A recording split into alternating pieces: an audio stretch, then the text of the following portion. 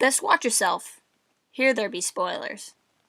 How you get so big getting food of this kind?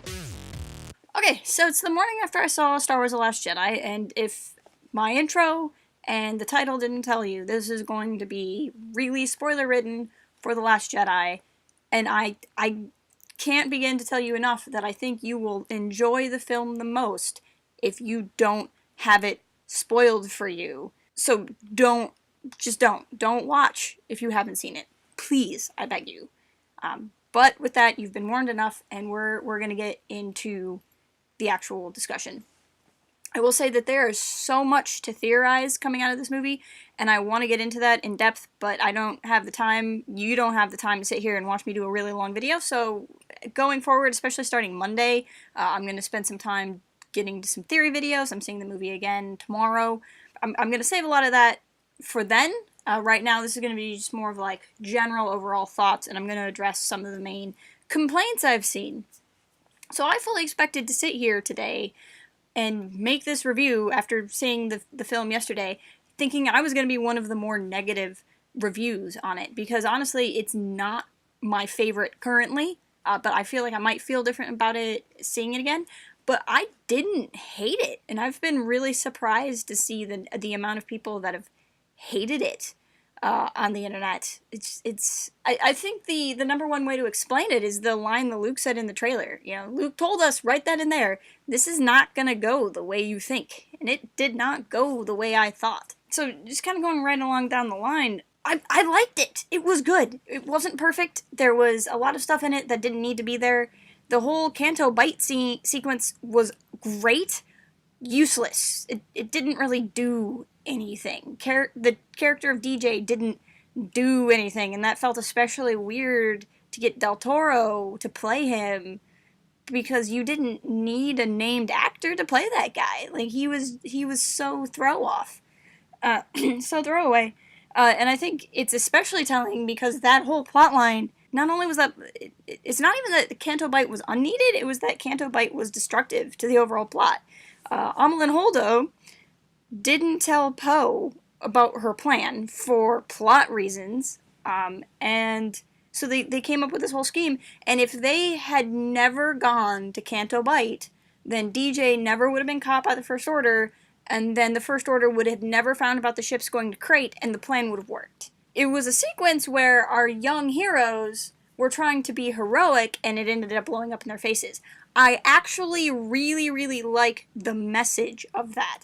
I really liked the idea that Poe was a hero, but he was a hero who hadn't yet learned how to be a leader. You know, we kind of saw, it's been kind of a thing in Star Wars, like, oh, you're the hero, then you're good at this, and you can lead, and you know how to work with people, and go. And I liked Poe having to learn how to be a leader, and we see that later in Crate, when he tells everyone to pull off from attacking the weird boom gun that was going to take down the door on Crate. By the way, bad guys never park close enough. And we even see, like, Poe has learned to turn away, and Finn hasn't. And I really liked that. I just think it's unfortunate that a really good message in the movie was tied to something that just didn't feel needed.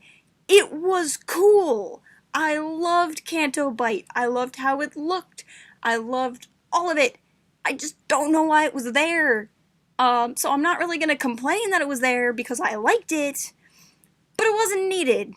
And I think I don't know. If they had driven home any more that they were trying to do a message, it probably would have felt too forced, and so I get that too. I think the other reason why I'm okay with that is if you didn't read Leia, Princess of Alderaan by Claudia Gray, you didn't give a crap about Amilyn Holdo. And that's really unfortunate because Amilyn Holdo is a great character in this book. She's a person who exists in The Last Jedi that easily could have been replaced by anyone else or not even been there, or frick, you could have had a droid drive the ship. Like, she wasn't needed. She existed so that Poe wasn't in charge when Leia was unconscious.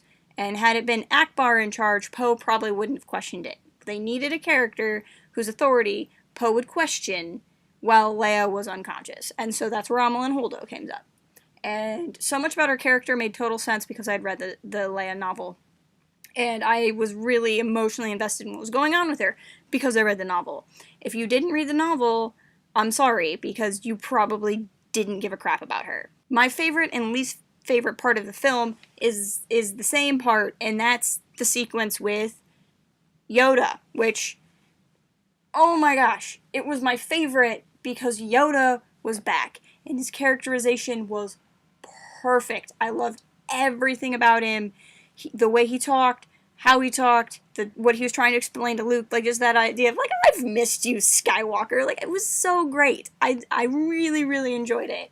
I loved that the whole point of the scene was Luke's like, I'm gonna be angry and just burn the Jedi books to stick it to you. And then Yoda's like, boop, and he burns the Jedi books. And I'm like, that's so great. Like, that's so great. Yoda's like, I don't care, burn them.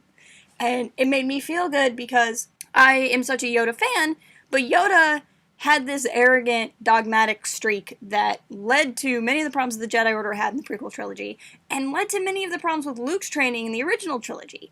You know, Yoda didn't think Vader could be redeemed because he was still on the hardcore Jedi way of thinking, and to see Yoda be like, to see Yoda destroy a representation of Jedi dogma flippantly as if, oh, that's just what you should be doing, made me feel good because it made me realize, like, at the end, Yoda knew what was right. And, like, his character arc gets to end with the wisest Jedi actually achieving this final wisdom and not just being stuck in this dogma forever.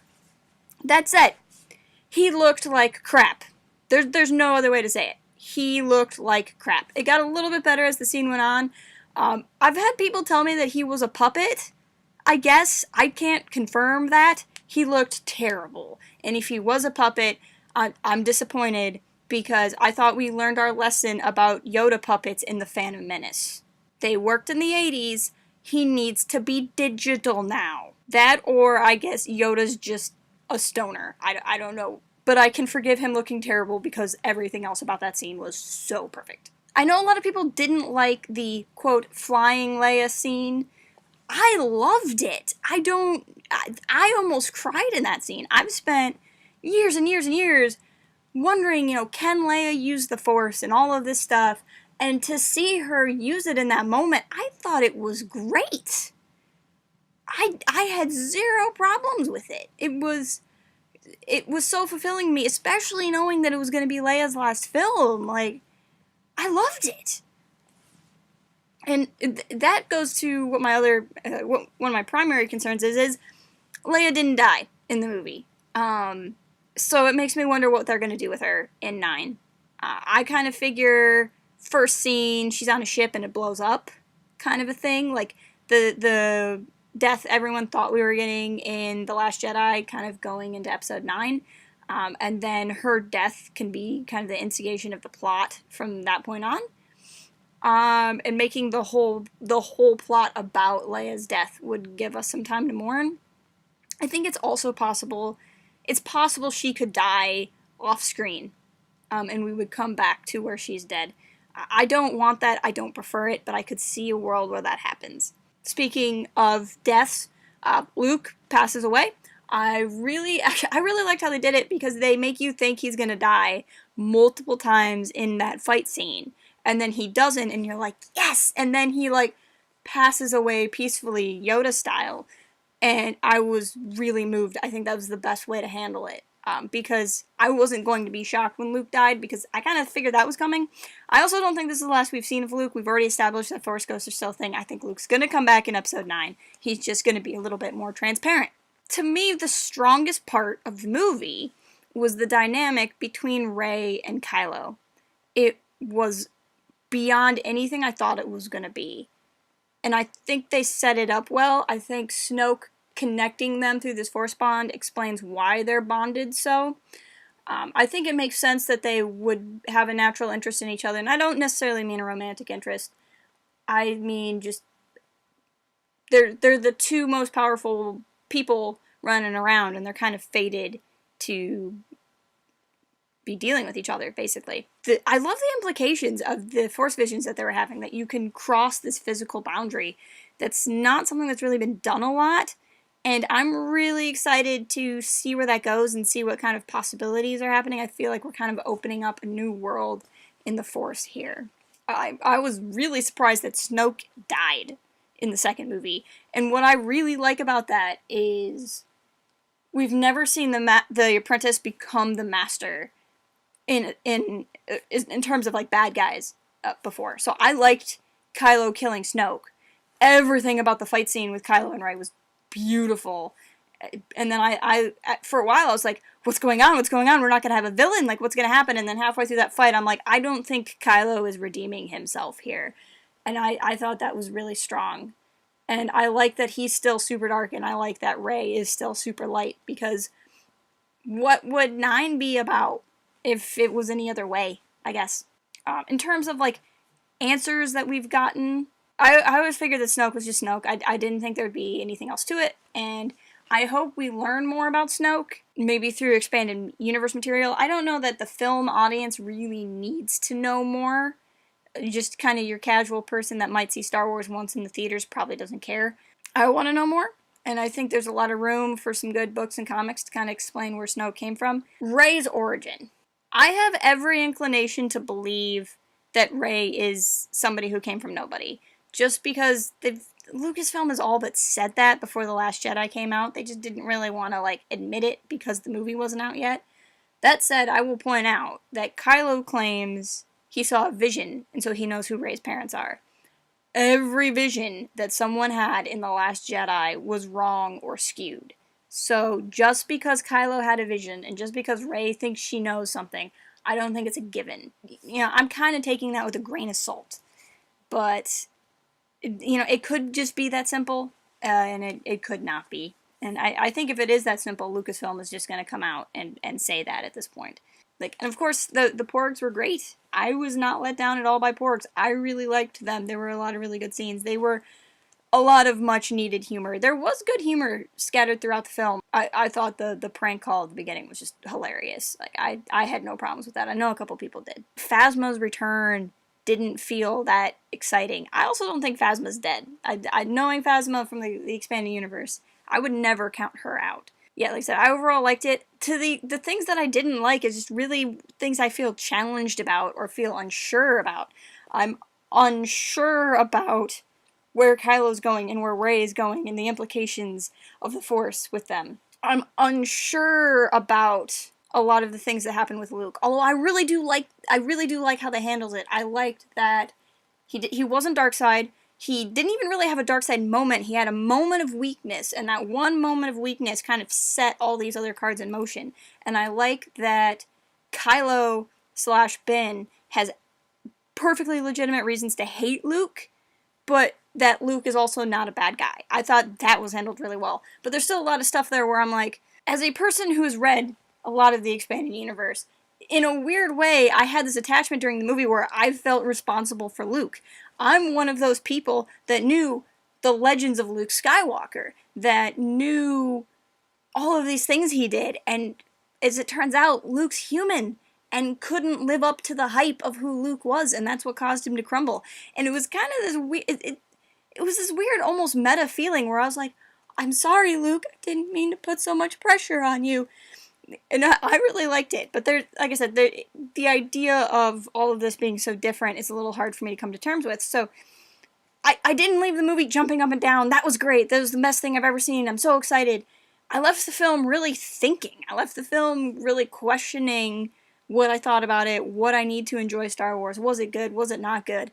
And I think that's important, and I think that's a good thing. I think this is... Star Wars fans have complained for a long time that there's nothing new with Star Wars. Especially with The Force Awakens. The Force Awakens got a lot of flack for being nothing new. This film was something new. It wasn't perfect, but it was something new. And I think most of the backlash that the film is getting is people finally getting what they asked for and learning that they need to be careful what they ask for. And I'm certainly looking forward to seeing it again and developing my thoughts further. This will be my final note. Some people have wondered, the kid at the end of the scene, is he going to be in Rian Johnson's new trilogy? I don't think so. If you believe reports that are coming out today, Rian Johnson doesn't even know what Rian Johnson's trilogy is going to be about right now. I think the kid at the end was just a sign that there's still hope in the galaxy, even though Luke Skywalker is dead, and that in a way his death can reignite hope. And that's what I think that was about.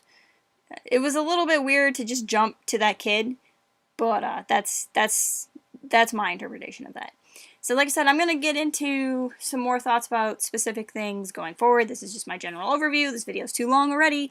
So, like I said, probably around Monday or Tuesday, start looking for videos from me going more in depth on The Last Jedi. And yes, in case you were wondering, I did sleep in this jacket. So until next time, keep it real and fly casual. Cooking can be fun.